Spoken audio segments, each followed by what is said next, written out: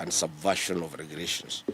5, that the legal framework and guidelines in the trade of liquefied petroleum gas be observed and followed to the letter.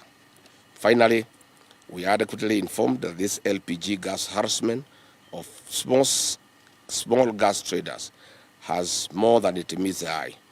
William Ruto, through Ashirami Synergy, a company closely associated with him, wants to introduce a deal like the petroleum's G2G ragtag to completely drive out other players and free market in the LPG sector. We are also aware of other commercial interests of William Ruto in the LPG sector. 1, he owns Surge Energy Limited, a leading manufacturer of gas cylinders in Kenya, situated in Kitengela. This is where the gas cylinders for Olkalau were repainted and repackaged for distribution in Olkalau. 2, he owns Taifa Gas, a 45,000 metric tons liquefied petroleum gas LPG import and storage terminal at the Dogo Kudu Special Economic Zone in Mombasa, now under construction.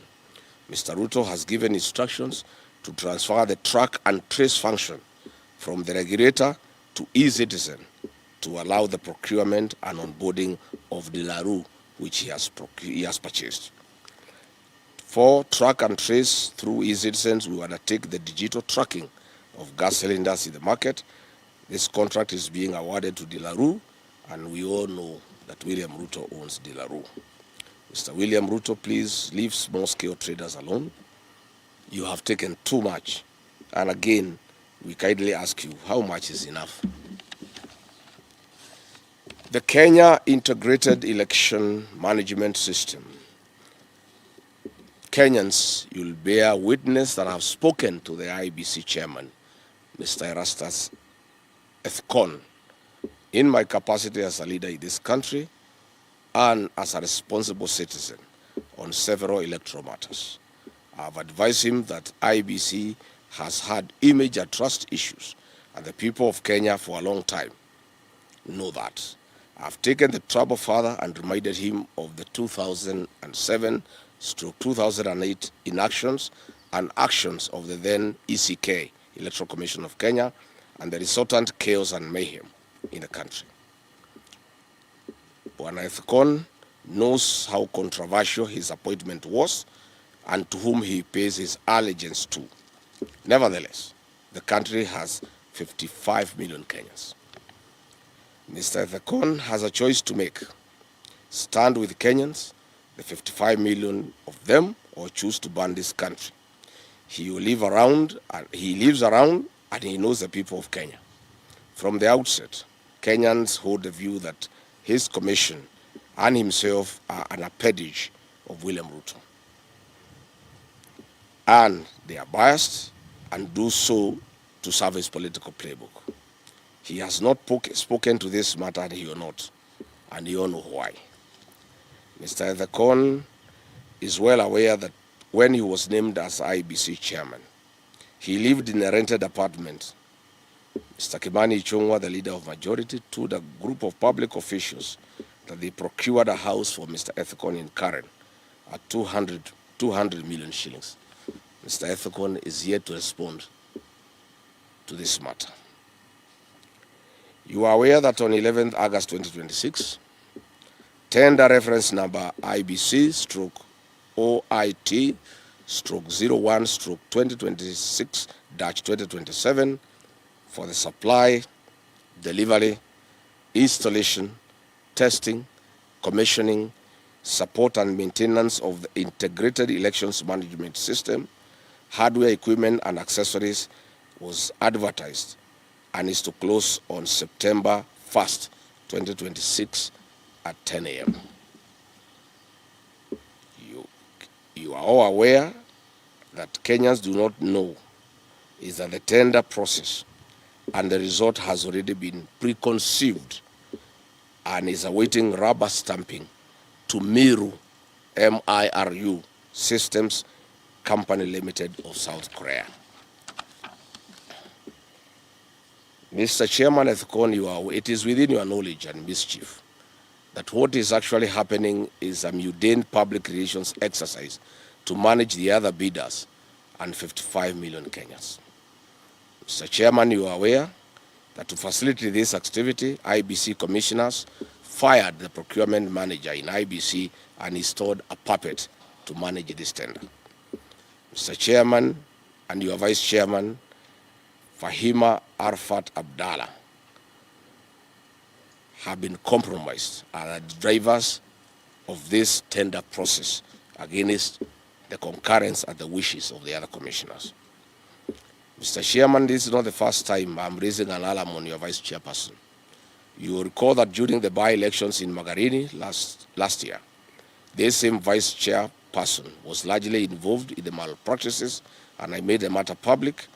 You did nothing about it. This confirms that she was holding your brief and that you are the appointing authority. Mr. Chairman, with your concurrence, the PS for Interior, Remo Domolo, the PS for Immigration and Citizen Affairs, Mr. Berio Kipsang, have held meetings with Meru Systems Company Limited of South Korea. They are in the process of giving to the company access to the country's voter registration database for integration purposes.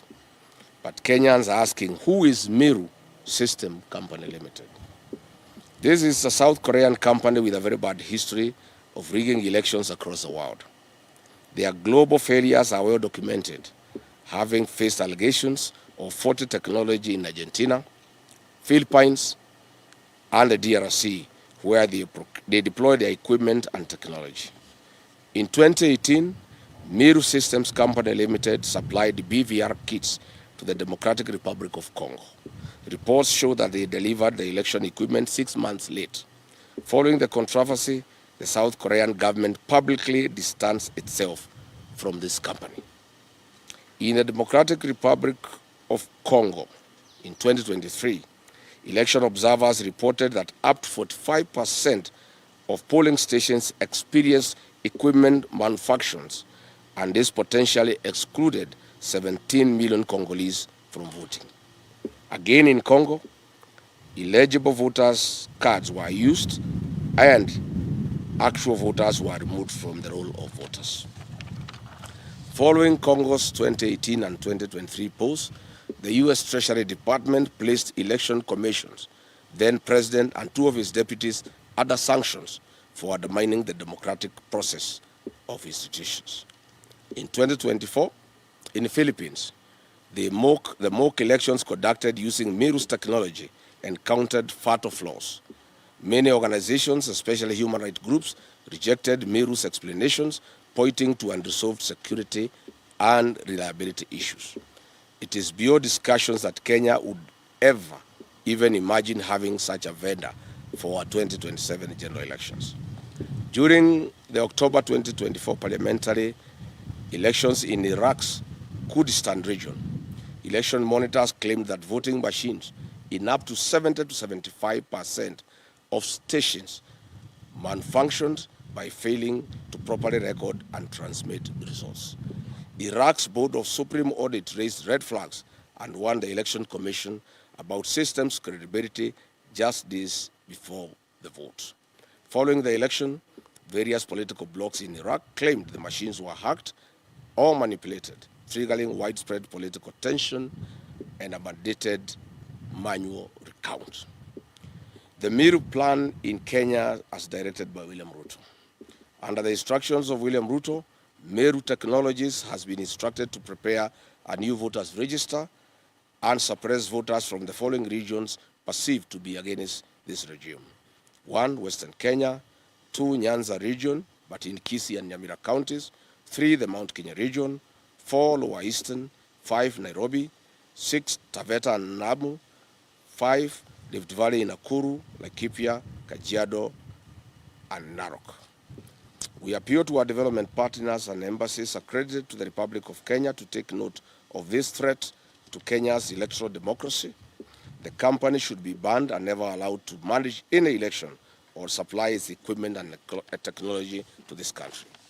I would like to challenge IBC to confirm if the technical specifications in the tender have not been specifically crafted and tailor-made around the profile of Meru Systems technology.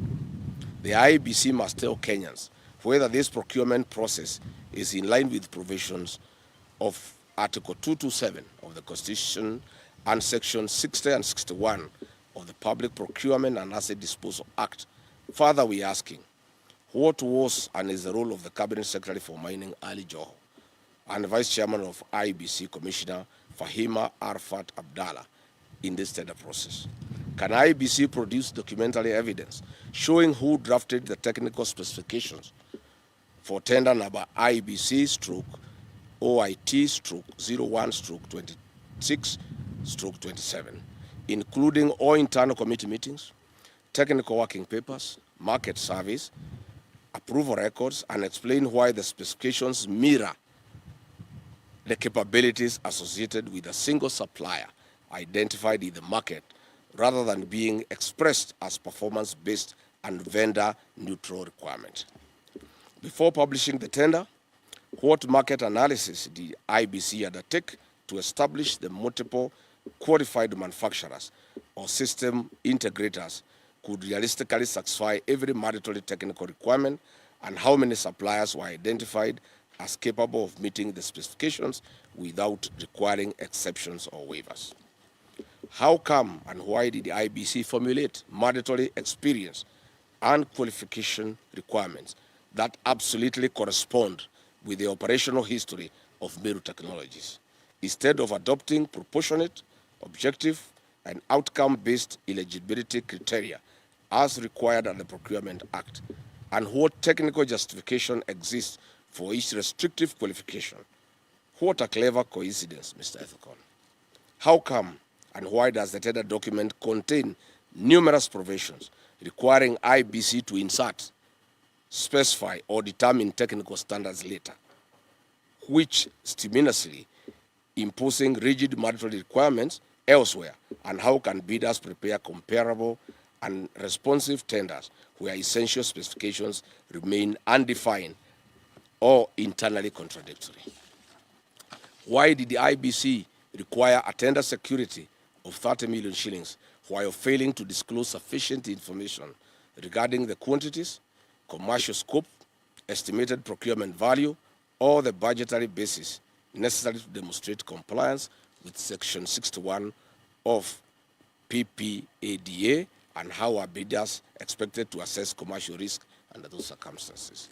Finally, given that the Constitution requires procurement to be fair, equitable, transparent, competitive, and cost-effective, what safeguards did IBC implement during the drafting stage to ensure that no manufacturer's proprietary, architecture, certification profile, or product ecosystem, including that associated with the Meru systems, was embedded into the mandatory specifications in a manner that excluded otherwise qualified competitors?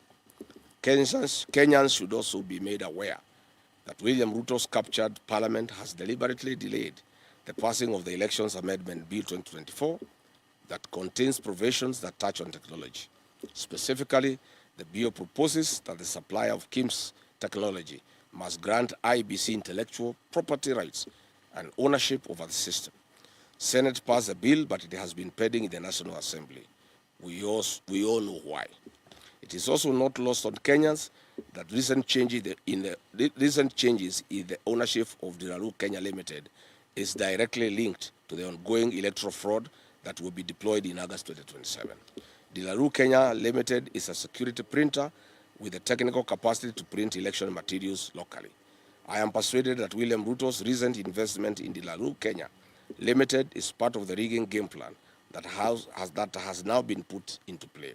No wonder, despite all the indications from independent scientific polling and intelligence assessment that show a William Ruto loss, he is confident that he'll whitewash any opposition and extend his kleptocracy for a further 5 years.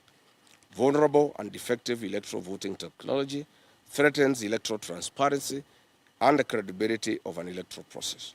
Any attempt to change the election management system technology less than 11 months to the 2027 general election is a recipe for failure and chaos. The real mischief of IBC, as directed by William Ruto, is to interfere with the voter register during the digital migration of data from the Smartmatic KIMS to the middle technology kits. This they intend to do the last minute so that there is no room for corrections.